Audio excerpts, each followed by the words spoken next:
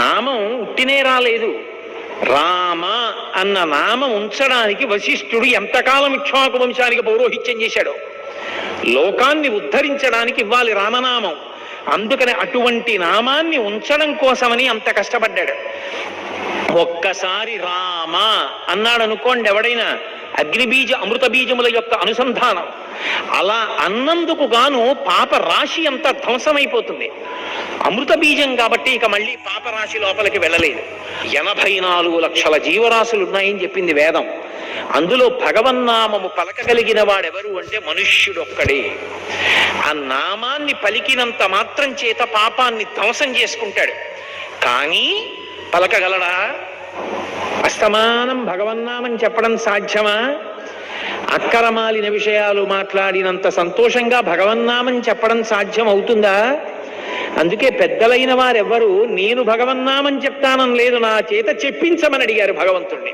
భగవన్నామము ఎంత శక్తి కలిగి ఉంటుందో చెప్తారు మనకి భాగవతంలో. చెప్తూ అంటారు, బ్రహ్మహత్యానేక పాపాటములకగ్ని కీలలు హరినామ కీర్తనములు, గురుతల్ప కల్మష క్రూర సర్పములకు గేకులు హరినామ కీర్తనములు, తపనీయ చౌర్య తమసంబునకు సూర్య కిరణముల్ హరినామ కీర్తనములు, మధుపాన కల్మష క్రూర నాగసమితికి సర్పముల్ సింహముల్ హరినామ కీర్తనములు, మహిత యోగోగ్ర నిత్య సమాధి విధుల ఎలరు బ్రహ్మాది సురలకు అందరాని భూరి సామ్రాజ్య భోగభాగ్య ఖేళనంబులు హరినామ కీర్తనములు అంటారు.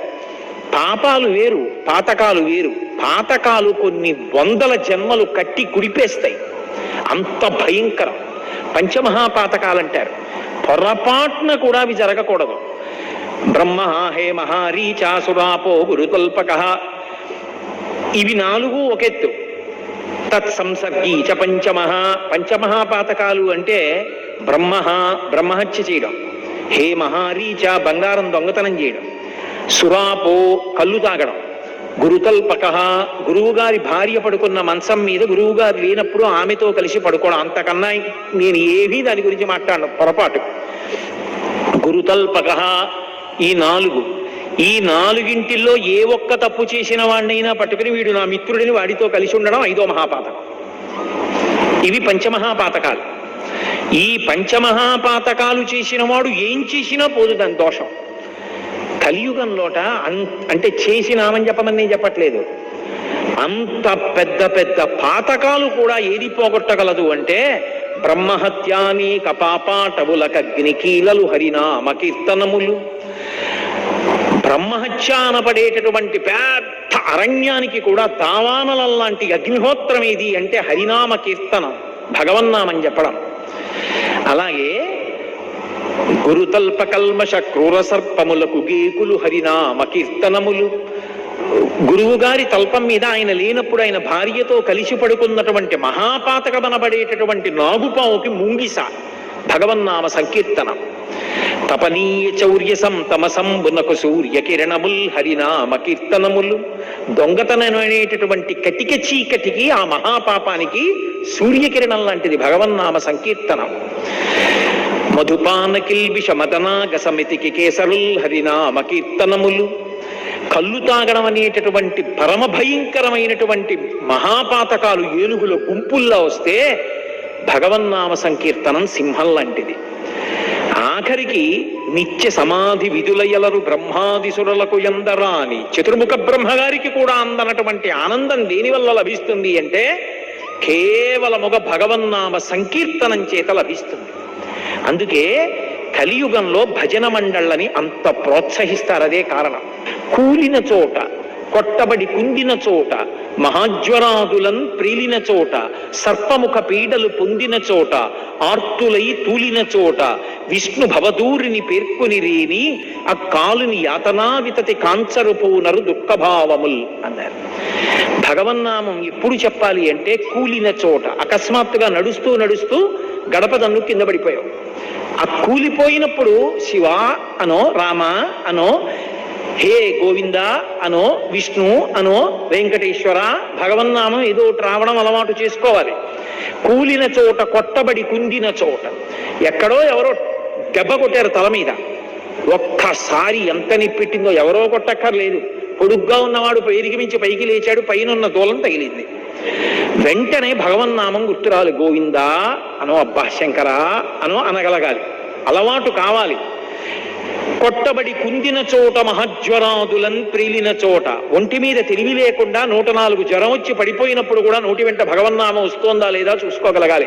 అప్పై దీక్షితారు వారిని దక్షిణ దేశంలో ఓ అరగంట సేపు పిచ్చెక్కే మందు తాగారు. శిష్యులందరినీ పిలిచి తలుపులేసేయండిరా, నాకు అరగంట పిచ్చెక్కుతుంది, కిటికీ దగ్గర కూర్చోండి, పిచ్చెక్కినప్పుడు నేను ఏం చెప్తానో వ్రాయండి, గురువు గారు కదా అని వదిలేయకండి, నా ఒంటి మీద తెలివి లేనప్పుడు ఏం చేస్తున్నానో నాకు తెలియాలన్నారు. అరగంట తర్వాత పిచ్చి తగ్గిపోతుంది. ఆ మందు తాగేశారు, తాళం వేసేశారు, బయట కిటికీలు తెరుచుకు శిష్యులు కూర్చున్నారు. ఆయన ఉన్మత్త స్థితిలో పరమేశ్వరుడి మీద స్తోత్రం చెప్పారు. అదొక అద్భుత గ్రంథం. కాబట్టి మహాజ్వరాదులను ప్రేలిన చోట, ఆర్తులై తూలిన చోట, ఏదో పెద్ద కోరికతో అయ్య బాబోయ్ తీరుతుందో తీరదో అని ఊగిపోతున్నాడు. అప్పుడు కూడా భగవన్నామం రావాలి. విష్ణు భవదూరిని పేర్కొనిరేని ఆయన నామం పలికితే ఆ కాలుని యాతనావితతి కానరు.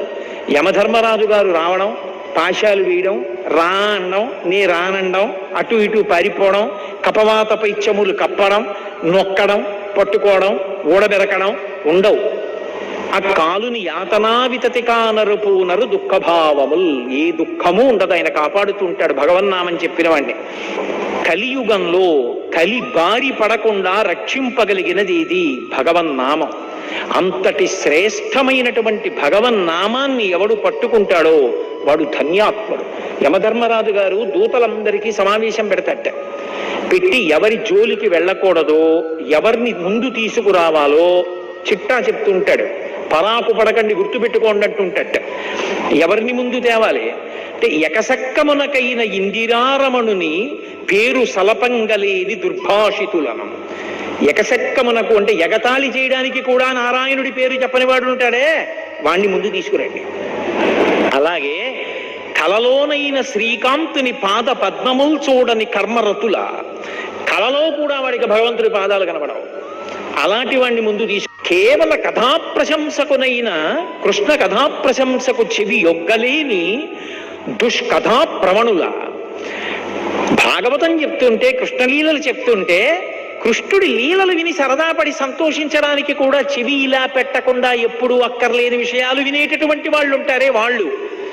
యాత్రోత్సవములైన ఈశ్వరుని గుడి త్రోవ తొక్కని దుష్పదులను. యాత్ర కడతాడు, ఉత్సవానికి కడతాడు, నువ్వు వెళ్ళవే గుళ్ళోకి, నేను ఇక్కడ ఉంటానంటాడు. అలా యాత్రకి వెళ్ళడు, ఉత్సవానికి వెళ్ళడు, భగవంతుడి గుడి దారి కూడా తొక్కని వాడు ఉంటాడే వాణ్ణి. అసలు పరమ భాగవతుల పాద ధూళి సమస్త తీర్థసారమటంచు ఎరుగలేని వారి వారి వారి వారి వారి చేరిన వారి తొలుత కట్టి తెండు దూతలార. సమస్త బ్రహ్మాండములలోని తీర్థసారం ఎక్కడుంటుందంటే, పరమ భాగవతోత్తముడై భగవంతుణ్ణి నమ్ముకున్న వాడి పాదాల అడుగున ధూళిగా ఉంటుంది. అందుకే వాడి గడప దాటి ఇంట్లోకి వస్తుంటే భగవంతుడి సింహాసనంలోంచి తలెత్తి చూస్తాట. ఎన్నాళ్ళకి రావండి తీసుకొచ్చావు ఇంటికి, వాడు గుక్కెడు నీళ్లు తాగాడు రా మన ఇంట్లో, ధన్యుడి అంటట. అందుకే ఊరక రారు మహాత్ములు వా రథముల ఇండ్ల కడకు వచ్చుటెలెల్లం కారణము మంగళములకు, మీరొచ్చుట శుభము మాకు నిజము మహాత్మ అంటాడు గర్గుడు. ఏ కోరిక లేకుండా భగవంతుణ్ణి నమ్ముకుని తిరిగేటటువంటి పరమ భాగవతోత్తములైనటువంటి వారు వేరొకరి ఇంటికి వెళ్ళారు అంటే వాళ్ళకి ఏదో పెద్ద మంగళం చెయ్యాలని భగవంతుడు అనుకుంటే తప్ప అసలు అటువంటి వారిని ఇంటికి ఎందుకు పంపిస్తాడు? అందుకే భాగవతోత్తములు ఇంటికి రావడం అంటే అది సర్వమంగళములకు కారణమవుతుంది. కాబట్టి అటువంటి మహాభక్తుల యొక్క పాద ధూళియందు సమస్త తీర్థ సారం ఉంటుందని తెలుసుకోలేనటువంటి వాడెవరున్నాడో వాడి తోడి వారి, అలా ఆయన చుట్టూ ఉన్నవాళ్ళు, వాళ్ళ చుట్టూ ఉన్న వాళ్ళతో ఉన్నవాళ్ళు ఎవరున్నారో క్షణం ఆక్కండి. తొలుత కట్టి తిండు దూతలారా, తొందరగా తీసుకొచ్చేయండి. కమలనయను మీది భక్తియోగమెల్ల ముక్తియోగమనతంచు మొదలరింగు. అటువంటి వారి జోలికి వారి వారి వారి వారి వారి కూడిన వారి త్రోవపోవలదు దూతలారా. ఎప్పుడూ భగవన్నామని చెప్తుంటారే, భగవంతుడున్నాడని నమ్ముకు తిరుగుతుంటారే, భగవంతుని యందు భక్తి కలిగిన వారు ఉంటారే, వాడి జోలికి వెళ్ళకండి, వాడితో ఉన్న వాళ్ళ జోలికి కూడా వెళ్ళకండి. మీకు అవకాశం ఉంటే వాడి పాదానికి ఉన్నటువంటి ధూళి కాస్త ఏదైనా ఆకులో పట్టుకుని తీసుకురండి, నా కిరీటం మీద జల్లుకుని మీకు జల్లుతానంటే యమధర్మరాజు. భగవన్నామం చెప్పడం అనేటటువంటిది అంత గొప్పది అని భాగవతంలో వ్యాసుల వారు పోతన గారు నిర్ధారించారు. అటువంటి భగవన్నామం, అందుకే కలియుగంలో భగవన్నామాన్ని ఆశ్రయించడం నామిని ఆశ్రయించడం. నకృతం దైవ సంఘైశ్చ నకృతం విశ్వకర్మణ స్వేచ్ఛయా క్రీడతే తత్ర ఇచ్ఛారూపం విరాజిత. వ్యాస భగవానుడు చెప్పాడు, దేవతలు చెక్కలేదు, విశ్వకర్మ చెక్కలేదు, ఎవరూ ప్రతిష్ఠించలేదు, స్వామి తనంత తానుగా పద్మపీఠం మీద నించున్నాడు. అలా అది శిలామూర్తి కాదు, సాక్షాత్ భగవానుడు. అందుకే విద్యుద్ఘాతమని పిలిచింది శాస్త్రం. ఇలా చూస్తే చాలు లాగేస్తాడు మనసుని. మీరు ఏ అలంకారం చేయండి నప్పుతుంది. అందుకే అటువంటి మూర్తి